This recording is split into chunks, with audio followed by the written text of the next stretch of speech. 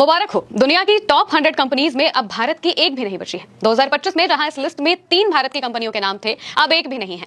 विदेशी इन्वेस्टर्स को Indian companies पर भरोसा नहीं रह गया है, इस वजह से वो अपने पैसे निकालकर भाग रहे हैं। पूरी जानकारी क्या है बताते हैं आपको इस वीडियो में। दरअसल मार्केट वैल्यू के आधार पर दुनिया की टॉप 100 कंपनियों की लिस्ट में अब भारत की एक भी कंपनी नहीं बची है। ब्लूमबर्ग की रिपोर्ट के मुताबिक साल 2025 की शुरुआत तक इस ग्लोबल लिस्ट में भारत की 3 कंपनियां रिलायंस इंडस्ट्रीज, HDFC बैंक और TCS शामिल थी, लेकिन अब इस लिस्ट में एक भी कंपनी शामिल नहीं है। घरेलू शेयर बाजार में लगातार गिरावट की वजह से इन भारतीय कंपनियों की वैल्यू घटी है। देश की सबसे valuable company Reliance industries global ranking में 106वें स्थान पर आ गई है। ये कंपनी 2025 की शुरुआत में 57वें पर थी और 2026 की शुरुआत में 73वें स्थान पर थी, यानी कि 73 से सीधे 106 पर रिलायंस आ गई है। जहां एक तरफ भारतीय कंपनियां रैंकिंग में पीछे हो गई हैं, वहीं ग्लोबल मार्केट्स में दुनिया की बड़ी टेक्नोलॉजी कंपनियों का दबदबा बना हुआ है। एनवीडिया मौजूदा वक्त में $5.33 ट्रिलियन यानी कि 513 लाख करोड़ की मार्केट कैप के साथ दुनिया की सबसे वैल्यूएबल कंपनी बनी है। देश के प्राइवेट सेक्टर के सबसे बड़े बैंक HDFC बैंक की रैंकिंग अब 190 हो गई है, जो 2025 की शुरुआत में 57वें स्थान पर थी।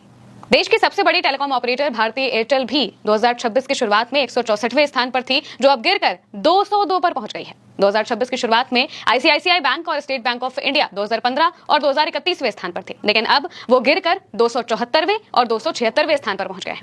TCS की ग्लोबल रैंक साल 2025 की शुरुआत में 84वीं थी और 2026 की शुरुआत में 171वीं थी, जो कि अब गिरकर 314 पे पहुंच गई है। भारत की दूसरी सबसे बड़ी IT फर्म इन्फोसिस अब 590वें स्थान पर है, जबकि 2025 की शुरुआत में ये 198 पे थी, यानी कि 198 से सीधा 590, जिसका यही मतलब है कि विदेशी इन्वेस्टर्स को इन कंपनियों पर भरोसा नहीं रहा है।